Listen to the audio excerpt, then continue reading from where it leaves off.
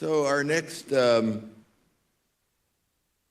discussion is really a panel discussion, and I think Ben has been gracious enough to lead this panel discussion, Ben Luft. And he's been involved in the care of patients for ever, I guess, occupational and related disease. He's been the director and the PI of the World Trade Center program since 2003. And in his capacity, Dr. Luft has longitudinally followed a cohort of close to 11,700 subjects for medical, psychiatric, and social issues, as well as developed a biobank. He is currently working on Remembering 9/11, an oral history of WTC responders. Dr. Luft's research has been directed toward and epigenetic understanding of impact of environment, of medical and psychiatric disease. I remember Ben on his own, very early, taking his show on the road to various various, I think they were libraries in various areas of New York, and how successful that was, sort of practicing his own oral history at this point. So do you want to come forward and you want to say a few words before your panel comes up, or it's up to you? Great, thanks. Thanks. Thank you very much for that introduction. As they're coming up, I could tell you a little bit about the oral history project that we've been doing. We've done about 500 oral histories of World Trade Center responders. They're pretty lengthy histories, about an hour and a half long each. And they're archived in the Library of Congress. I'm very happy to say that the Library of Congress is going to be featuring our oral histories on its webpage. And it will include, in about a year from now, in half a year, it'll have just an abridged version of that, but in a year and a half now, it'll include all 500, the full 500 interviews on its webpage, so that the world can access these histories, these direct witnessing of what occurred on 9/11, and it will allow me not having to go to libraries anymore. So, just want to say, like a little advertisement, if anyone has a really good, every history is good, but if you have patients or individuals that have unique perspectives, especially in regard to the outcome of 9/11 on their lives, we all have histories of their children and their spouses as well. Please let me know. I really, very sincerely, our team is willing to travel to get these histories because we want it to be as representative as possible of the experience of 9/11, which unfortunately seems to be forgotten as time goes on. So thanks for that little reminder for me.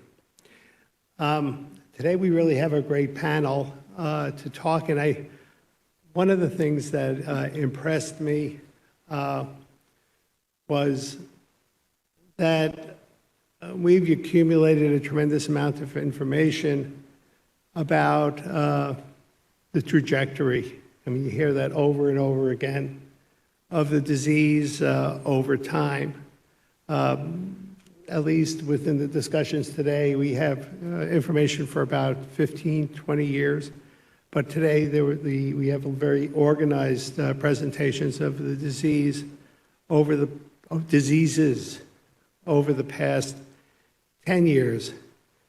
And one thing that I think is kind of very important, as scientists and doctors, in some ways we kind of go backwards. We have something that occurs now, and we look and say that this is the way that it is. We have the privilege of hindsight. But now with all that hindsight that we have, what if the panel could begin the discussion, and I want, of course, everybody to participate, to come up with questions and to add, but what can you think of that if we kind of knew it 10 years ago, we could have mitigated or predicted some of the outcomes that we're seeing now?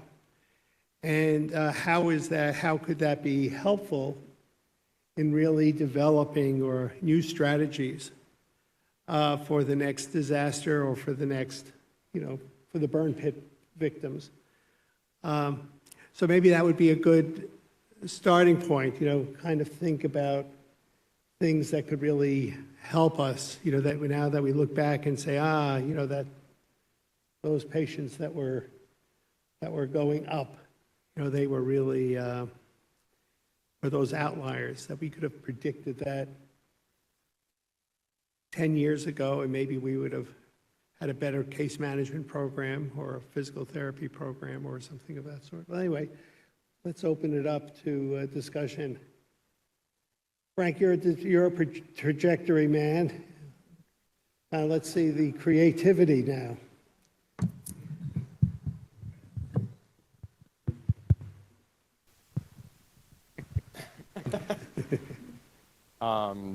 So I've never been called the trajectory man before. That's a new one. I don't mind that.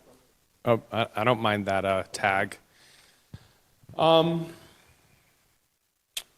So when it comes to the PTSD trajectories, hindsight being 2020, if we had gone back, we would have what we know now that we didn't know then is that we're going to have 10 to 15% of responders who refuse and or are resistant to treatment and persist in quite severe symptoms decades after the trauma.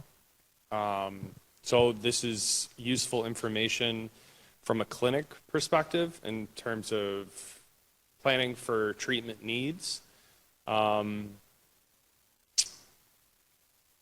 and it's also, it's foreboding in a way, or a little depressing that we're going to have such persistent clinical struggles so many years after this trauma. So we need to continue to anticipate treatment needs, I think, moving into the future. And we might want to, I kind of roll my eyes or shrug my shoulders at some of the psychosocial interventions that I had mentioned broadly for mild cognitive impairment. They're also relevant to PTSD, but we might want to start considering some of those more unorthodox treatments to see if our treatment-resistant responders to date have any benefits that can be gleaned from some of those psychosocial interventions that some of us might scoff at initially, but for those who are treatment-resistant, might hold potential for improvements in the future. Okay, Monica, so you're the person who said that we could predict who those 15 to 20%, or maybe if we drill down and maybe if we had better genetic information, do you think we get to the point that we could predict in 2002 or 2010, who are those people who are going to be those failures? Don't forget, we develop our strategies. Very often we develop our strategies on patients that really are willing to accept our strategy. And sometimes the disease itself is a reason for you not to accept the strategy for care. So can you just imagine, just blow up everything and just imagine, is there a better way that we could predict who are those people that we should be including in our case management program very early on? Yeah, I think the current predictors that are being used are pretty powerful, right? Like you would want to provide care to people who are the most symptomatic. And people who are the most symptomatic at baseline or early on are probably at the highest risk of continuing that chronic trajectory. So the genetic prediction sometimes improves that a little bit, so you can kind of go beyond the initial information and beyond the baseline kind of severity and still be able to say that there is additional risk that's being added. Having said that, I think knowing all of this polygenic risk score data in 2002 probably wouldn't have changed the strategy like extremely much. A little bit maybe, because you would be able to say something more beyond just the current severity, close to the exposure. But I think what the ways that people were selected into treatment probably has been pretty optimal already, because a lot of the risk factors were already known. And I think the PTSD severity early on and the exposure severity early on were pretty big ingredients in themselves. I think like just to the broader question earlier, I do think that the MCI severity, that the prevalence rates of MCI and potentially in the future the dementia being so much higher than expected for this age group is something that like I don't know if anybody was able to predict that that's going to be the case. So I think that's pretty surprising, and I think a really major kind of clinical target down the line, and also like the interconnection between MCI, PTSD, physical health, and kind of the comorbidity and the really close links among those different domains that are emerging. So kind of like very often repeating very similar findings, but for different like mental health domains, physical health domains. I think it's because they're really, really comorbid and very close. And I don't know if we knew that that's how closely they're going to be tied 10 years ago or 20 years ago. I think Sean wanted. I didn't have a good answer, so I was sitting on it.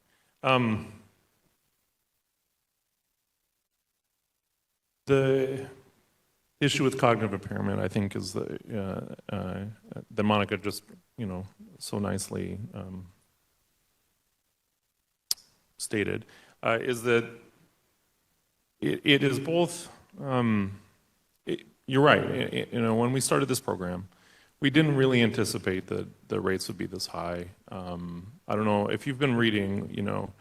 You can read between the lines a little bit, but we actually always have excluded people at baseline because they were already impaired.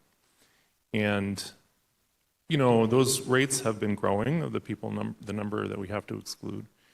And so we don't, that means two things. One is that, we don't know a lot about those people and what they mean, although the same kinds of things predict those cases as other things, or as incident cases. But also, it means that we were a little bit late to this game, and we started 10 years after the exposure, when people are in midlife. And I think, in terms of case management, with dementia in particular, every day that you don't do something about it, or you can't do something about it, is a little bit more brain matter that's lost. It may not be a ton, but it's a little bit. And so insofar as we're doing things, but the literature, at least in the Alzheimer's space, is fairly clear. Once they're already very impaired, when they come to your clinic because they can't do stuff anymore, it's basically too late, right? And so case management and managing those types of treatments that they're undergoing that are evidence-based, they could be helpful. It's particularly important, I think, because a lot of these treatments, they're meant to do two things. One is mitigate the disease that they're treating, and the other one is just to keep people healthy and keep their systems in line. And I think that part is really important. But as people become more cognitively impaired, all of these treatments become hard, right? They become hard to do regularly. They become hard to remember why you're doing them, hard to keep on top of them. And so then you need to know about these types of things to know why is my patient not taking their meds. It seems like it's an easy, it seems like the instructions are easy. It seems like they should be doing this. It seems like they're invested in it, and they're not taking them, and or they're not compliant, or they're no longer coming to our visits. Who knows why? Well, I think the case management side of things is going to say that these are really important things for you to know about, and it may be why some of them aren't showing up or aren't complying. And I think if we'd known that 10 years ago, I would have been more. I think that could have helped.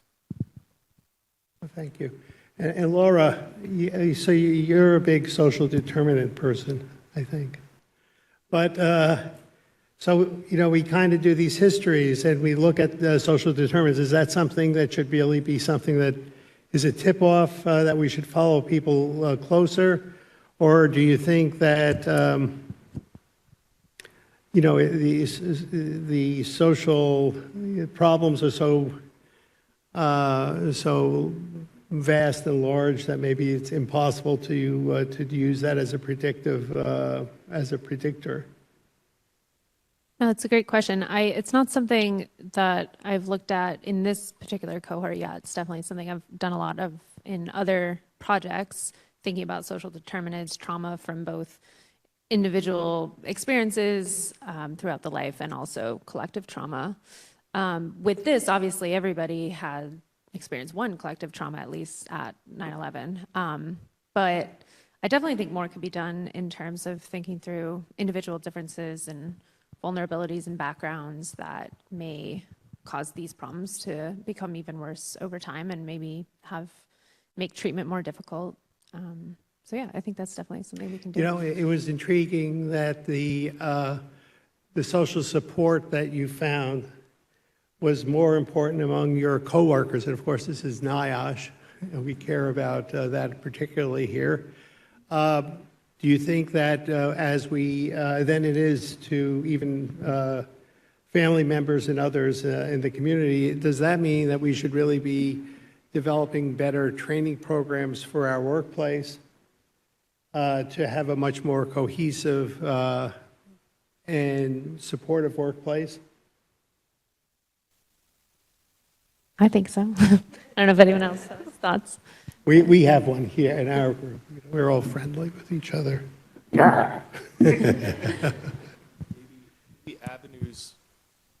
Maybe it might be worth considering avenues for continued community engagement for retirees too, so they can continue to glean the benefits of the social support that's gained at work when they've left work. Mm-hmm. I think that's really important. So it kind of is important from the point of view of how we develop our program. Whether we have the appropriate support systems in there, whether it's groups or avenues for people who are suffering to be able to find the camaraderie and collegiality that is not only fun and social, but actually is medical. I was just going to say, I echo that thought about sort of retirement being a really vulnerable time. I think we see this in other literature, and especially among people with PTSD, that there may be, in our case, there's a large proportion of responders who still have PTSD, but I also know that some have studied groups where PTSD has not been in their lives in a few decades. They may be older veterans or something, but then when they go through retirement or other life changes later on, they have loved ones die, those symptoms might come back, and so there might be implications there. Yeah, I think the findings for the social support from coworkers is consistent with findings from military cohorts as well as law enforcement cohorts as well. I think there's some explanations that might potentially have something to do with individuals who work together in this kind of environments, really understand each other. Maybe there's just a common exposure to similar kind of occupational stresses matters as well. I think there's a little bit of sometimes like a preference to maybe not disclose some of the traumas and some of the events to the family members and kind of maybe protect and shelter the family. So it might be very often that the family support is maybe not as strong, or maybe family members do not fully understand what was happening at work, while the coworkers are really the individuals that will really understand that particular situation. So there are obviously multiple explanations, but that's kind of what we were thinking for this particular finding. Thank you. I want to make sure the audience, I want you to participate. So if you have questions or topics, please come up and we can take advantage of you. Indu Ayappa from Mount Sinai. I wanted to hear some comments and thoughts from the panelists who are using imaging data. So I think as individual investigators, we're all collecting small cohorts just because of the really high cost and patient burden of collecting this data. And while we're trying to assess whether or not this neurodegeneration is AD-like or not, I worry that we're looking at it in really small data sets, not the biomarker or not the blood biomarkers, but the imaging piece. So, like the ADRC, which is enormous, what could we do as part of, as members of the World Trade Center Health Program, so we could either share the data more easily or have a repository of imaging data just because of the extreme high cost of gathering it? It is very expensive. We're open to data sharing. You can always just ask. We try and data share as much as we can. Images are kind of hard to data share. They're heavy. And we don't always collect the information that you care most about. So I recall that you do a lot of sleep studies. Mm-hmm. Sorry.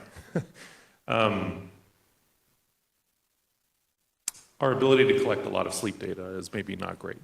And, we have some histories, and we've taken a look into some of that stuff. So sometimes data sharing is a little bit harder for some things that we didn't, originally plan for.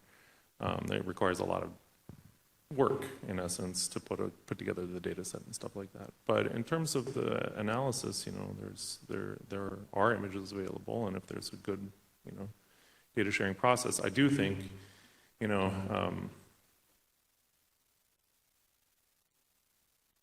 NIH has recently created a requirement that you data share, right? And I think, I don't know that NIOSH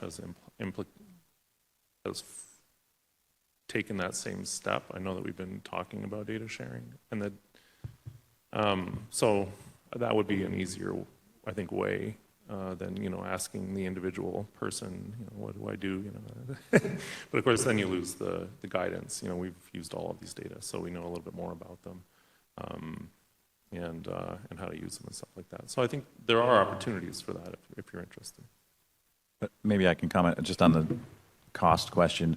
I mean, I think, like we talk about MRI and PET, PET is definitely more expensive, but MRI is less specific. But, if we can use PET to validate the MRI measures, right, in this population and say, okay, these particular MRI measures really do reflect what we really think is the biology, then we can use the MRI, and that makes it, somewhat, quite a bit cheaper, but it's still an MRI scan, if, or maybe other biomarkers too, right? Not just imaging. Yeah, and actually that points out to something, which is that, I've been looking at these MRIs, and we've had a neuroradiologist look at every one of them too, and for the most part, they don't see the levels of mostly white matter, to be honest with you, degeneration that you see in Alzheimer's, right? If you've looked at these, what it looks like is it looks like a healthy brain.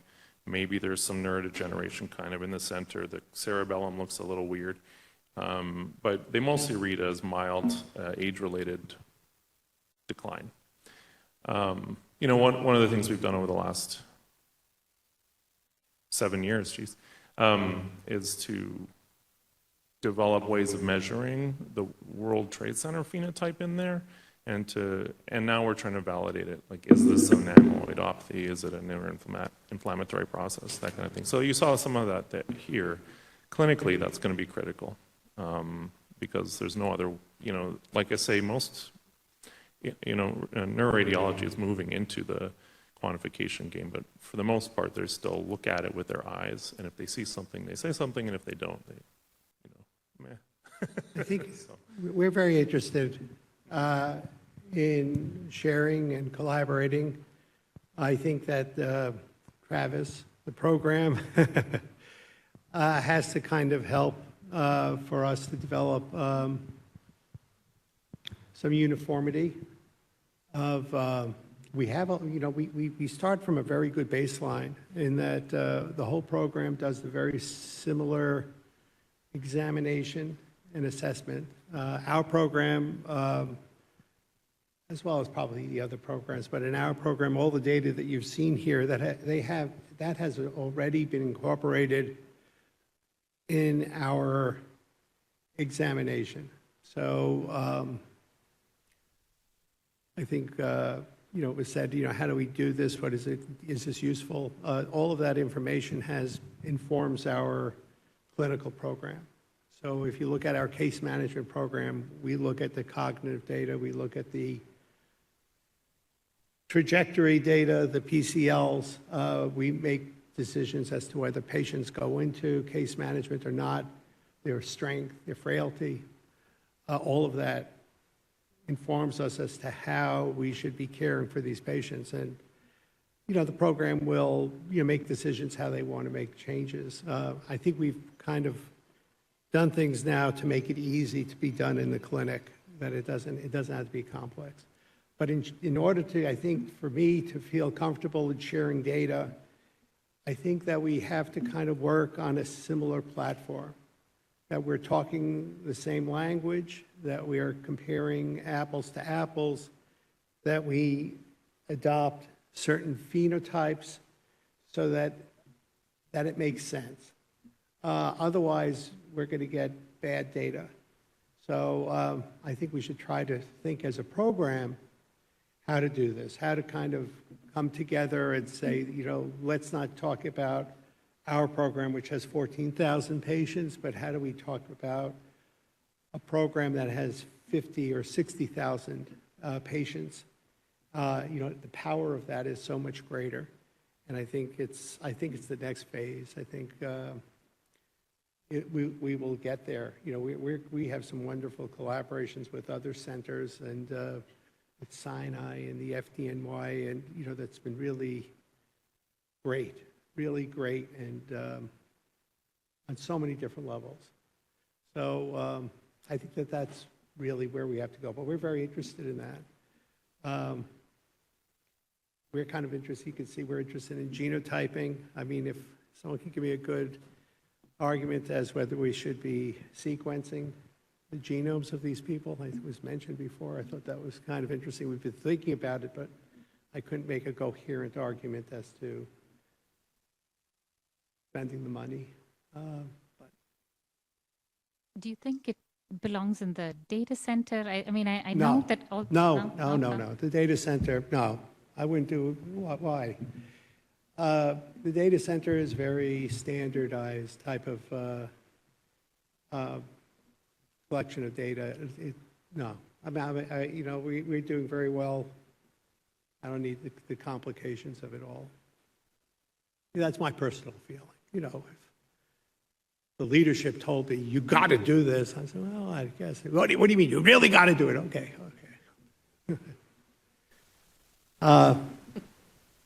David? Hi, Dave Prezan. I think you've really had a very interesting moderation style here because, no, I really, at first I was a little perplexed, but now I'm like, I'm on the team, big guy. Because I think starting off by saying, what could we do to change the course of tons of patients over the last 2 decades is really quite fascinating to think about.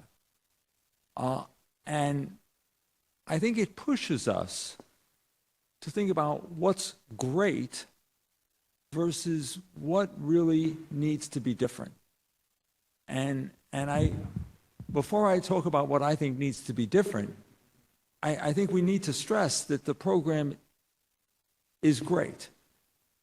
That, this is the largest continuous longitudinal study post-disaster ever encountered, that it has never, from day one, never, even before we knew what we know now, has never focused on a single disease, which is really unusual, all right, in that we knew right from the beginning that we needed to think about mental health, we needed to think about physical health, all of these things. And we've done a great job about that. And then we added cancer. And many of us thought that We should have been doing that from day one, but nevertheless, it's a bureaucracy, it's a federal government, it requires some degree of evidence, which is fine. And we added cancer.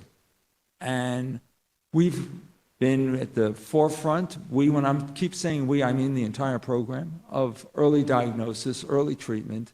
And we've shown as a cohort, the whole cohort of responders, that we've made a huge difference in the mortality and the survival of patients with cancer. When we did this combined study, we showed that compared to non-World Trade Center exposed New York State residents, that our patients with cancer, matched for age, have far greater survival. I think 5 years later, their survival is 86% compared to something like 65% in New York State. That is huge.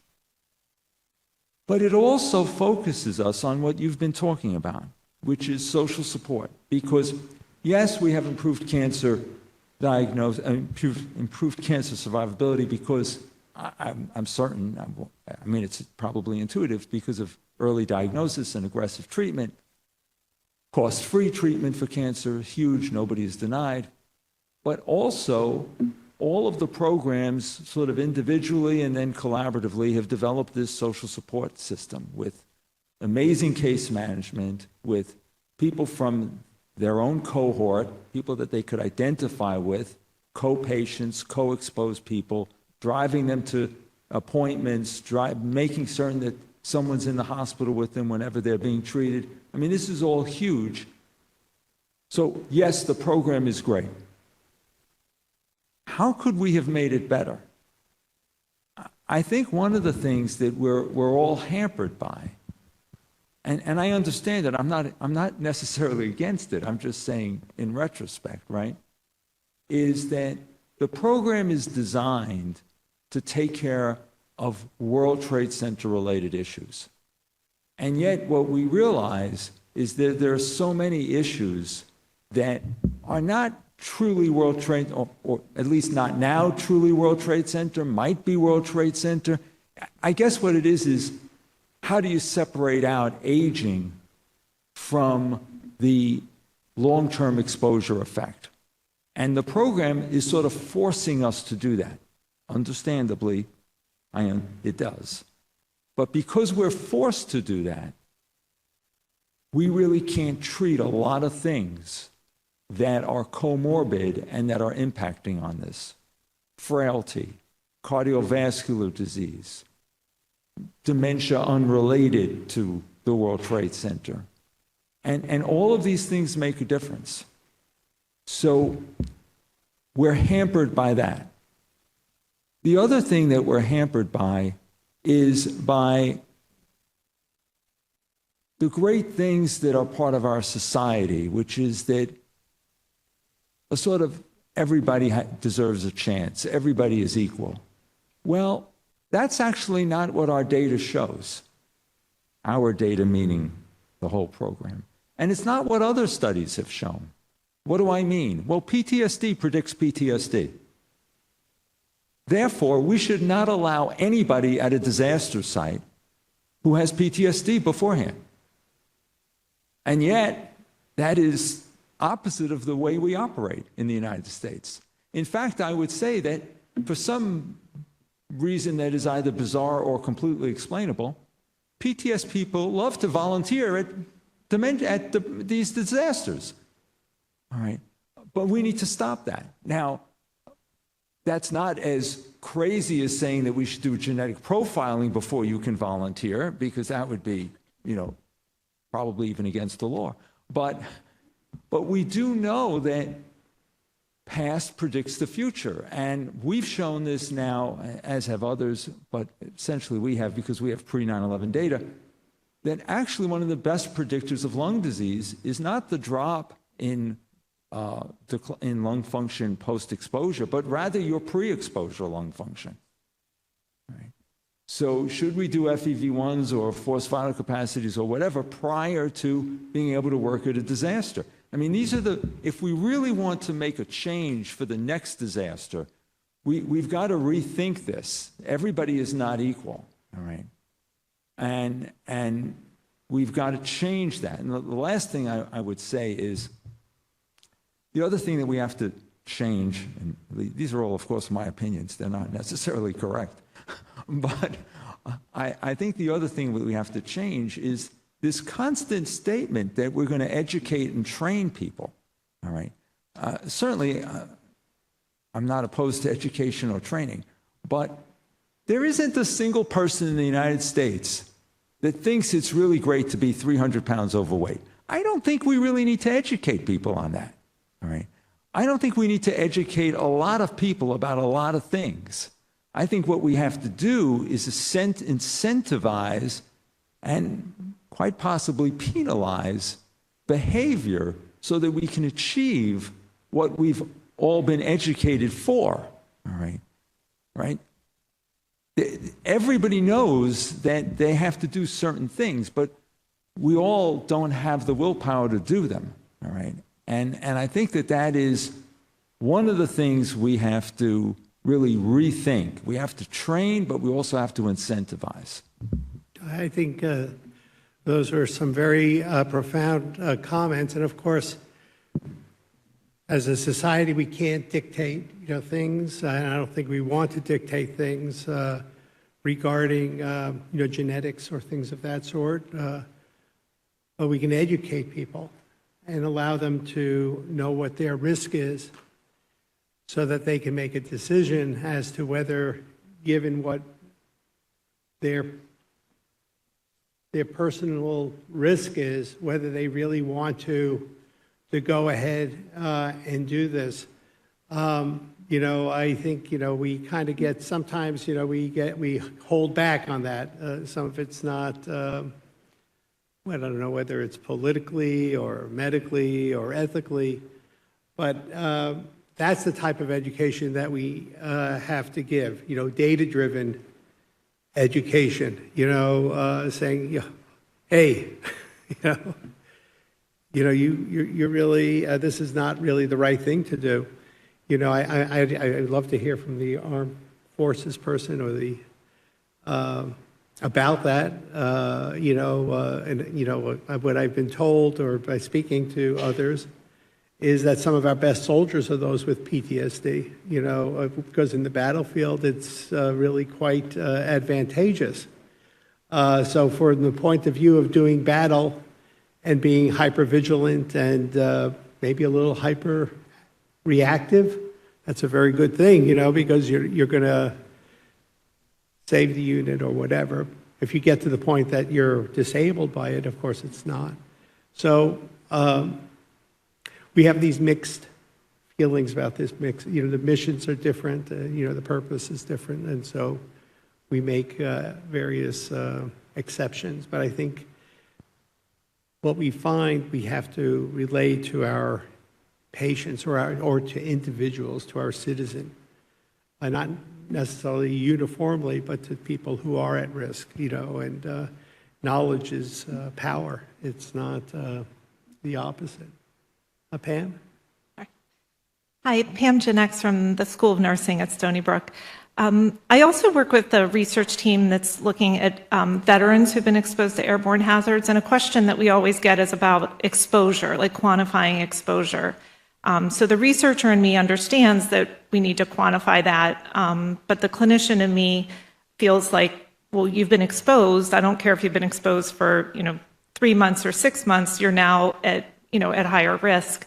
So to your charge for thinking back what we've learned over the course of this program, I wanted to ask the panel, have you seen differences in exposure based leading to the health outcomes that you're studying? And my bias would be that with all of the great work that's been happening over the past 20 years in this program, also with work we've learned from Agent Orange and the Gulf War, that we get to a point one day where we can say, you've been exposed. Let's take you from here and see what we can do to help mitigate that exposure, not just for veterans or World Trade Center, but for people that work in high-risk toxic environments, that we can almost have like a PACT Act toxic exposure screening for the general public that's at high risk. So, have you seen differences in exposure for what, you've seen, but then also, based on what you've learned doing your research, would you advocate, let's move on from, exposure and take it from there? Yeah. We've seen a couple of things related to exposure. Actually, today we had a paper published that's about exposure and dementia. So if you're bored, you can go and take a look. Yeah, I mean, in this population, we know that they're exposed. One of the things I think we can learn is to identify what kind of decisions do we make that make some people more exposed and some people less exposed. What do they see, right? A lot of people thought that they were helping out, but that they were mostly being safe anyway, right? People were told the air is safe and all of that. And so I think, in terms of understanding where is our exposure, how do we think about exposure in this cohort and versus the general population, you have to remember that, the only things we learn about exposure in this, or the things we learn about exposure in this population are absolutely going to inform us about other exposures. Most of us were exposed to wildfires last year, right? And that's all fine particulate matter. It's just in the air. And I think we're going to start to see more of those types of things. So I think, yes, we need to think about that. For the most part, we're not anywhere near as exposed. So whether or not our exposures actually reach the level that most of the average responder is at, I don't know. I mean, I think that would be one reason to do the studies to figure out to what extent are these individuals exposed, are survivors exposed? They didn't stay there for months, they left, or many of them did, So I think there's a lot of questions there that we can answer long term. Whether or not we should, wander around as humans with exposure meters, I don't know. I definitely know there's been a lot more interest in that since COVID, because there's been a lot of people carrying these things around, but there's also a lot more interest in my area. So there are actually lots of studies where people carry around exposure meters. There's a good one in the Bronx right now. And what those studies say is that there's a lot of variability in exposures. And some of those exposures that many of them right? If you're wandering inside an enclosed place and there's a lot of diesel, buses, think about the bus terminal, right? The exposures there are huge. They're not as enormous as some of the ones that we see in this cohort, but many of the occupational studies where they have people who make those things sitting next to them while they run. So I think there's a gradation here. I don't know if that answers your question. Good.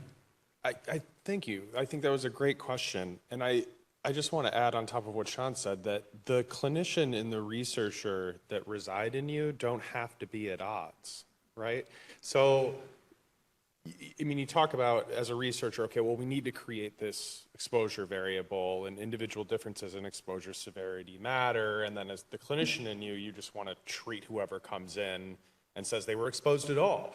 Those two things aren't mutually exclusive, right? I mean, very often we're trying to fine-grain our measurement of exposure severity for the purpose of trying to establish a dose-response relationship between our exposure and our outcome in order to build evidence for a causal relationship. All of that is largely moot to your clinical treatment of patients, right?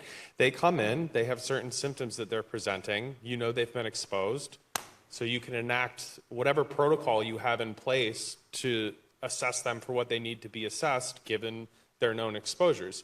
At that point, I think you're right as the clinician to say, it doesn't really matter whether or not they're lengthy, high exposure, right? Short-term high exposure, lengthy moderate exposure, or short-term moderate exposure, or low exposure, or no, none of that matters. What matters is that the patient's here and they're presenting with symptoms and we need to screen them and treat them, right? But don't let that discourage the researcher in you. Because all of those other fine gradations of exposure, that matters for the science, for establishing a cause and effect relationship, which is also important in its own right? So there's nothing wrong with the way that you're thinking about these things, and don't think about them as mutually exclusive. You can behave as a clinician and be sensitive and empathetic, and you can think like a researcher and try to tease apart individual differences and establish dose-response relations, and, none of that is mutually exclusive. Yeah. I might add a little bit to that. It was a good point, which is we have a lot of patients in this cohort which have weird symptoms, right? I know this in the neuro, there's a lot of Parkinson's, but they tend to be Parkinson's plus. And I mean, a lot is a thing, but we have these patients, and we talk about them often in this space as though is there something different about their genotype or about the way that they presented or about this or that. One option is that they had a different exposure, and the only way we'll know why are they this person and they're not responding to that treatment that they should respond to, why are they that? The only way we'll know if that's exposure related is if we know what that exposure is. So the researcher, I think, and the clinician have to work together. So that was very good. Robert? Yeah, I think I'm looking at the brain trust here for cognitive impairment. It is. It is, right? Yeah, yeah. So actually, I was just thinking about your question about what to do. I was just thinking post-traumatic stress disorder. I think you have, on some of your papers, early papers, you seem to be more emphasizing the exposure now, but post-traumatic stress disorder seemed to be the main culprit, behind what you're seeing in MCI. No. Yeah. So I guess sort of thinking about, like if you do 10 years ago and you identify people, and we knew it from the registry, but people had PTSD, a year or two after. I mean, they showed the symptoms. So if you would start treating PTSD early on and had an effective treatment, would you be seeing less MCI? Would that actually have reduced the likelihood of impairment? Or is it that when somebody has PTSD at any point that their brain is sort of set it up with this inflammatory thing, it's just going to carry on? I'm just kind of curious that you have any kind of sense as to how this would have played out if you had been able to do something about the PTSD. Yeah, well, I just interject one little thing about that, is that you have to understand that we're not in a static situation.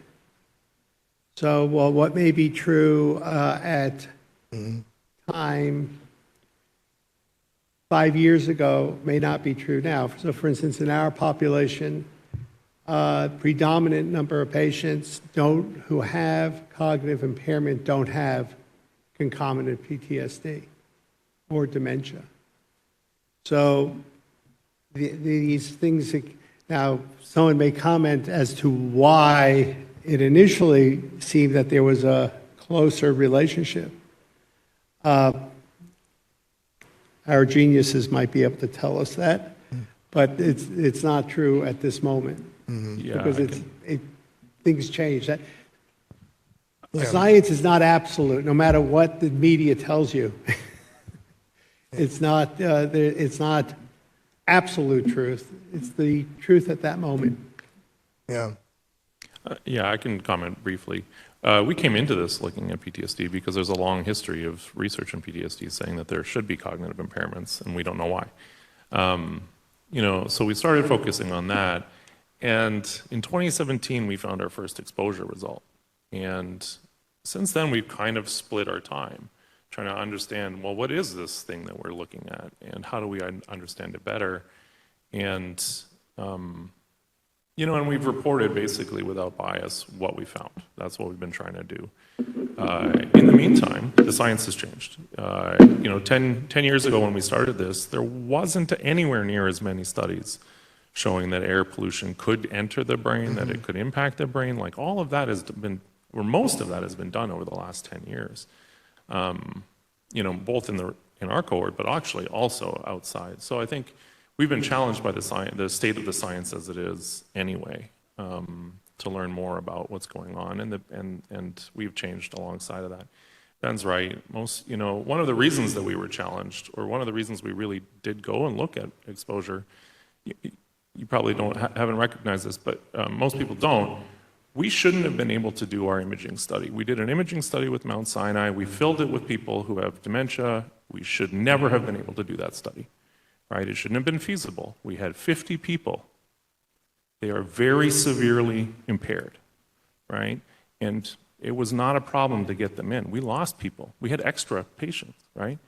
And half of those people have PTSD, and half of them have never had a PTSD symptom, right? We were very careful about that. So we shouldn't have been able to do that. And while we were doing that, you know, we started really delving into and digging into, wait, why do we have these people without PTSD that are filling this imaging study?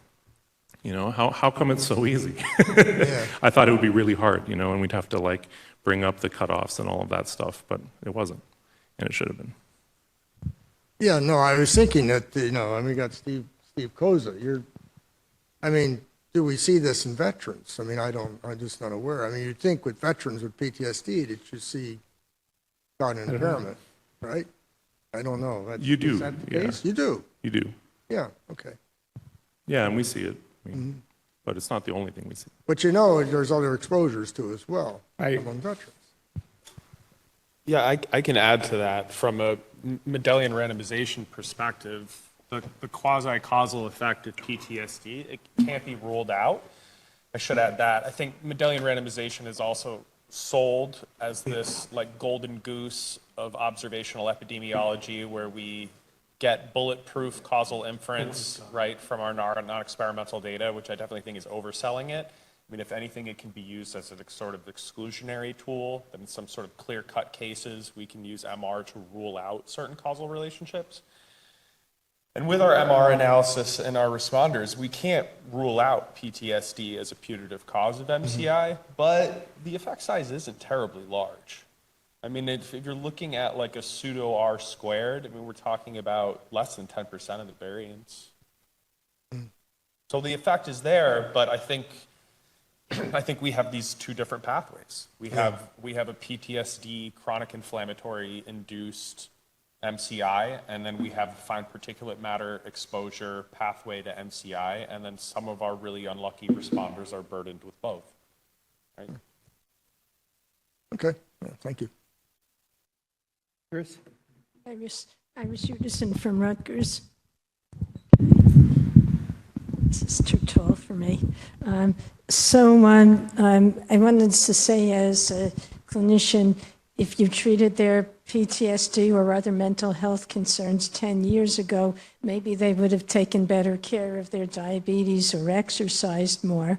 But that's not the question I wanted to ask. So have you looked at amyloid overall? Since you're looking at amyloid from the dementia point of view, is there any evidence that there's an increasing amount of amyloidosis in the World Trade Center responders with respect to systemic effects of amyloid? Does anybody know the answer to that? I can say that Paul entertained that. And he says, you know, we're doing all these amyloid studies of the brain. It would be just as easy for us to do it of the whole body. And maybe we should do that. So maybe that's a great idea for a new grant, or maybe that would be support. I think it's a great idea in the sense that we see a lot of other organ systems that are affected concomitantly with this, but we haven't really examined for concomitant amyloid, and we do see systemically that there are abnormalities in regard to the amyloid. And there may be Very good question. there may be new drug treatments that might actually I guess they don't cure it, but they slow the progression of amyloid. So I just think it's something that's, if there is a reasonable way to screen for it that we can actually do, I think it would be a good thing to think about. And I also had a question about a slide from, I think, Dr. Wasnik about polygenic score and chronic kidney disease. So why do you think you're seeing an issue with kidney disease? And some of you know that I'm looking at inflammatory kidney diseases right now. So when you mentioned that, so why do you think that there's an issue with kidney disease? Yeah, that's a good question. There has been enough patients with biomarkers for kidney disease and also like early onset of kidney disease to warrant asking that question. That work was actually led by a researcher who's a nephrologist who's just very interested in that question. So some of the diseases that we pursued were very much like, I'm very interested in PTSD and mental health outcomes. So a lot of work that took place was was a really good fit with World Trade Center responders, but also that's the kind of question that I asked. I think our kidney line of research is really driven by the nephrology type of questions. So I don't think that, I'm not sure if there's like a very different prevalence in kidney disease in our population or if there is like an earlier onset, but there has already been enough patients in the population to be able to start predicting some of the early markers. And you might know obviously much more than me. No, about I don't. We're just starting to look at it also, and I'm trying to get one of our kidney people at Rutgers interested in it. But we had an inquiry from a few patients, and so we're starting to look at it from that point of view. And I don't know if it's real or not, but when you mentioned it, I just think in this august body of so-called smart people, we should be thinking about the body as a whole. Yeah. Right? Absolutely, and I think that broader comment that was made about like all these different disorders are interconnected, and there's a lot of comorbidity, and some of the disorders have been kind of called World Trade Center related, and others aren't. And where do you draw the line? There have been several papers from our team on kidney disease. I think there's only one genetic one, but there have been several other. There's some prevalence rates and more kind of clinical questions around kidney disease. I think that might be a good starting point to kind of think about the follow-up questions for a broader cohort. Yeah, I can add to that too. I was the analyst for Dr. Carasi's paper there. So initially, Dr. Carasi had found associations between PTSD symptom severity, both in VA data and in our World Trade Center responders, and its association with estimated glomerular filtration rate decline and stage of chronic kidney disease. So when we pulled in the polygenic risk score data, one of the motivations at that point was to see if the association that we were seeing between PTSD symptom severity and EGFR decline would persist after adjusting for potential genetic confounds using multiple polygenic risk scores for PTSD to try to capture the genomic variation in that phenotype, and then for chronic kidney disease and EGFR decline, again, to capture some of the potentially confounding underlying genetic variants in kidney disease. We saw those associations persist, but then we happened to find a large enough effect of a polygenic risk score that had been developed for chronic kidney disease, and we had been applying it longitudinally to predict EGFR decline. And in the process of doing that analysis, we deemed that finding novel enough to be a manuscript in its own right. Mainly, the GWAS wasn't really developed on EGFR decline, so it was a bit of a novel finding that the polygenic risk score for chronic kidney disease wasn't just predicting stage, but also EGFR decline. So that's just some kind of insight into some of the background motivations that led to that analysis and paper. Thanks a lot. Any other questions or topics? I have a lot, but I'm going to save it for our Friday meetings. I think this wraps it up. I think this was a nice, vibrant discussion, and I hope that there are a lot of things here. I think some of the comments that were made about, how the program, when we look back and you think about, I talked about trajectory, but I think David talked a lot about insights as to how programs really should be developed that meet a whole host of needs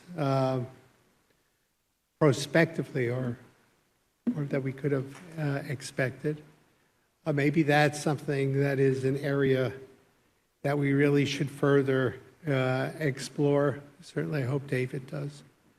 And then some of the things that I mentioned as far as, or not I mentioned, but the panel mentioned, would be helpful in how we really develop monitoring programs. I think we have a very novel and unique program.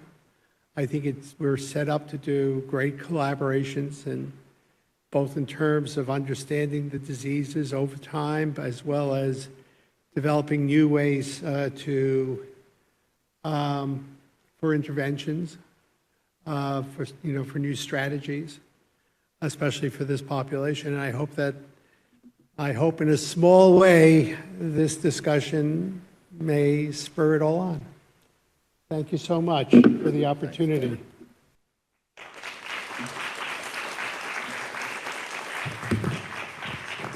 Special thanks to our panel. Thank you. I think maybe we want to do more panels. I like the interaction between the audience and the panels is really good. I think I've been at NIOSH for probably too long, but I've attended a lot of research meetings. The reason I like this meeting particularly is because the interaction of the researchers and the fact that they share information and they're willing to discuss the pros and cons of their research in effort to make it really better. And I think David said it right. We're great. Our research is great. But what's coming? What's the future? And if Travis was standing here right now, he'd say, I think, that we have platforms for you to exercise your vote, really, to come forward with some extremely good programs that we can fund. And I think that's the future of our projects. We have to be very conscious of it. Travis, do you want to say anything before we sum it up? Why don't you come forward? They like to hide in the back. I know, it's part of government. You learn to do that, I think, very early. Right, yeah, I know that's coming. No, I would just like to thank everybody, all of the researchers and all the staff, and we look forward to seeing everybody in November. Please do, as Max said, look at the schedule, and we have several R21s in the KO1 grants, and we invite you to bring your ideas and solicit, and look forward to seeing you back here in November. Thank you so much. Thank you, Max. And if I could put in a personal plug for the KO1s, it's just my thing. I think we really would appreciate some really good proposals for the KO1. The young researchers who are coming forward are going to have to replace the old people that are in charge at the moment. So we really need to work on that. My final comment, thank you for coming and thank you for staying.